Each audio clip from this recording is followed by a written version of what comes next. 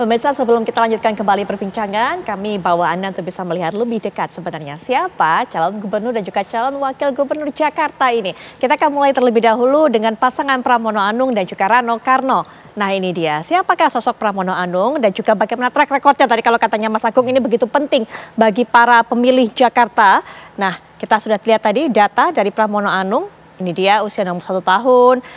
Pernah menjadi Sekretaris Kabinet Republik Indonesia dari 2015 sampai sekarang, kemudian juga Wakil Ketua DPR, anggota DPR RI, kemudian juga Sekjen PDIP. Kita lihat itulah yang pernah dijalani ataupun juga jabatan tugas yang pernah diemban oleh sosok Pramono Anung. Nah ini dia Bang Dul. Bagaimana kemudian track recordnya menjadi wakil rakyat duduk di DPR RI 2019 sampai 2024. Mengenai pengalamannya memimpin sebuah daerah pernah ia dapatkan saat menjadi Gubernur Banten 2015 sampai 2017. Kemudian juga menjadi PLT di tahun 2014 sampai 2015. Wagub Banten juga 2012, 2014. Kemudian juga Wabub Tangerang 2008 sampai 2011. Itu adalah track record pengalaman Rano Karno menjadi seorang kepala daerah. Kemudian ini dia RK ataupun juga Kang Ridwan Kamil yang sekarang nggak mau dipanggil Kang Emil tapi menjadi Bang Emil karena tinggal di Jakarta. Bang Emil seperti apa? Bukan lagi Persib tentunya Mas Agung, tapi sudah meminta dukungan dari Jakmania. Nah kita lihat bagaimana karirnya dari Bang Emil ini. Sebagai Ketua TKD Prabowo Gibran Jawa Barat, kemudian juga Anda sudah bisa lihat tentunya sebagai Gubernur Jawa Barat 2018 sampai 2023. Nah, bagaimana kiprahnya juga di politik di Partai Golkar. Baik, kita lihat sosok pendampingnya Suswono. Ridwan Kamil Suswono, ada yang menyingkat Rawon begitu. Suswono, ini usia 65 tahun, Ketua Majelis Pertimbangan Pusat PKS 2020 sampai sekarang. Pernah juga menjabat sebagai Menteri Pertanian 2009 sampai 2014 di era Presiden SBY. Kemudian juga anggota DPR, Wasekjen PKS. Nah kita lihat profil dari pasangan yang ketiga. Dharma Pongrekun Kunwardana yang merupakan calon independen. Calon yang selalu menarik untuk kita lihat karena bukan diusung oleh partai.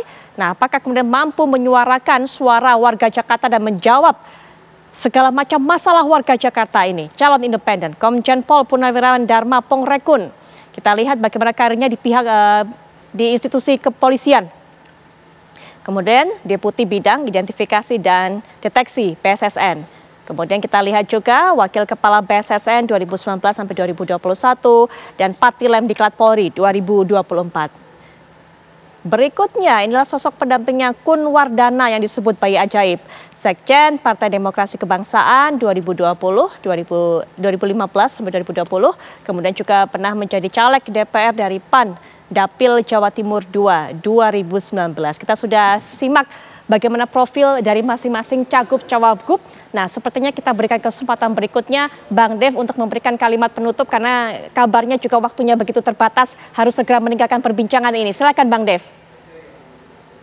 Ya, ini adalah pesta demokrasi di mana bangsa Indonesia secara umum kita memilih para kepala daerah kita, dan di sini kita dituntut untuk menjadi lebih dewasa, menjadi lebih mawas diri untuk menentukan siapa yang kita yakini bahwa yang terbaik untuk menjadi pemimpin di masing-masing wilayah kita. Kami dari Partai Golkar beserta koalisi Kim Plus ya, itu kita telah menentukan bahwa yang terbaik dari pandangan kita adalah Pak Ridwan Kamil dan Pak Suswono untuk melanjutkan, menyelesaikan, meneruskan apa yang telah dirintis baik dari pemerintah pusat dan juga dari para gubernur-gubernur terdahulu untuk kepentingan Jakarta. Sekarang di mana di era transisi, Jakarta tidak lagi menjadi ibu kota, akan tapi menjadi pusat bisnis, akan tapi tetap menjadi barometer utama akan segala macam perkembangan di Indonesia.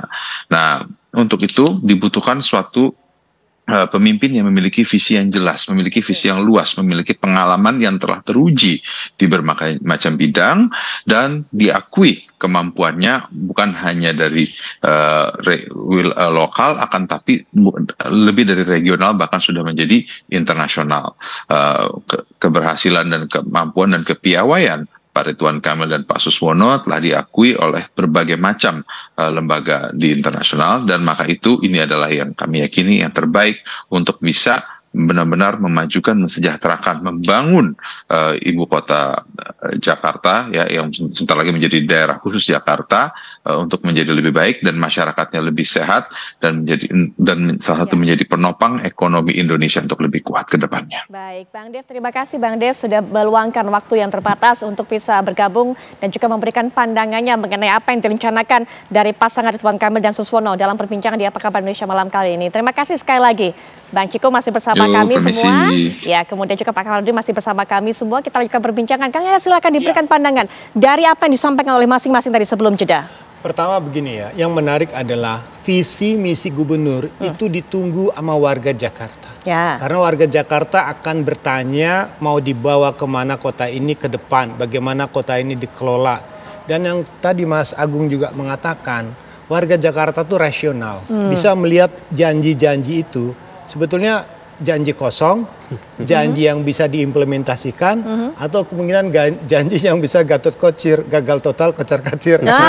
Ini cek aja ya. Nah, pernah begini, waktu misalnya zaman Pak Anies lah misalnya, ada janji saya akan membatalkan reklamasi, tahu-tahu ternyata tidak sepenuhnya berjalan misalnya satu. Ada DP 0, ternyata juga tidak bisa dijalankan sepenuhnya. Ada hal-hal lain. Nah, jadi sekarang ini bagi kita, bagi warga Jakarta, jika nanti apa yang dijanjikan oleh tim suksesnya atau gubernur, itu harus melihat ini sesuatu yang realistis atau tidak. Kenapa? Karena janji politik itu akan masuk ke dalam RPJM, Rencana Pembangunan Jangka Menengah, yang akan dikerjakan dalam 5 tahun masa kepemimpinannya. Ada yang teknokratis dari teman-teman OPD, ada yang aspiratif dari Musrembang, dan ada ini. Nah, sekarang pertanyaan juga, misalnya contoh sekarang nih kan, ketika ada janji untuk memberikan subsidi lah, bantuan. Jakarta ini sekarang ini bebannya begitu banyak bantuan sosial yang dalam konteks implementasinya tidak tepat sasaran. Contohnya ya, bantuan sosial kita untuk Jakarta Pintar, Jakarta Sehat, BPJS dan sebagainya itu hampir 17 triliun. Tetapi dalam prakteknya, karena mungkin ini merupakan janji, misalnya kartu Jakarta Pintar, yang pintar tuh bukan anak-anaknya, tapi bapak ibunya. Karena kan? Kartu uangnya dipakai untuk cicilan motor, cicilan TV. Jadi tidak tepat sasaran. Nah, akhirnya apa? Dievaluasi kan. Akhirnya yang tahun depan ini akan dibuat sekolah gratis aja. Ternyata biaya sekolah gratis ini ya kan lebih murah dari kartu Jakarta Pintar yang 2,8. Nah, artinya apa? Warga itu kalau bisa nanti suatu saat dari semua kandidat-kandidat itu semua dibedah bersama-sama. Realistis nggak? Tadi Mas Agung mengatakan Jakarta itu pendidikannya rata-rata cukup baik. Misalnya contoh, Jakarta ini kota yang sangat ramah sama pendatang. Dulu misalnya ada kebijakan Jakarta ini untuk semua, semuanya datang. Jadi persoalan jadi beban. Nah, kalau zaman Bang Ali dulu mengatakan Jakarta kota tertutup, kita jaga kayak Batam, tutup. Apakah bisa membatasi orang seperti itu? Ya. Belum tentu. Tapi bisa nggak Jakarta dengan undang-undang daerah khusus Jakarta, peraturan pendudukannya itu membuat kebijakan satu. Syarat untuk jadi warga Jakarta adalah SMA. Kedua punya keterampilan. Loh, kalau saya pendidikan terbatas, Anda wajib sekolah gratis. Udah kan, itu kan inovatif. Jadi ketika orang diminta SMA minimal, pertanyaan untuk apa saya SMA? Supaya Anda dilindungi di Jakarta ini. Gaji Anda tidak yang 0, sekian lagi. Pendidikan Anda bagus, itu kan bagus. Nah, kemudian dari persoalan dalam konteks perlindungan, bisa nggak Jakarta ini nanti suatu saat dalam konteks mendapatkan sumber daya yang terbaik, mereka itu yang datang untuk mendapatkan warga sebagai warga Jakarta, itu harus ada 5 tahun, 10 tahun baru bisa dapat bantuan sosial. Baik. Itu kan menarik kan? Daripada nanti semua orang pada berbondong-bondong, terus tiba-tiba kita ngelola keuangannya, keuangannya nggak cukup, nanti pengelolanya bisa TBC itu, tekanan batin capek deh. Karena begitu banyak masalah. Baik, Kang Yaya tahan sampai di situ terlebih dahulu. dahulu. Ini sebuah tantangan. Bang Ciko, Pak Kamarudin nanti mungkin bisa ditanggapi bahwa janji-janji yang akan diberikan disampaikan oleh Pak Cagup, Pak Cawagup ini begitu dinantikan oleh masyarakat sehingga harus realistis untuk bisa diwujudkan. Nanti bisa diberikan jawaban termasuk juga sudah disinggung oleh Kang Yayat. Masalah berikutnya yang mungkin bisa ditanggapi oleh baik Pak Kamarudin dan juga Bang Ciko adalah bagaimana membatasi masuk orang Jakarta untuk bisa membatasi jumlah warga Jakarta. Sesaat lagi.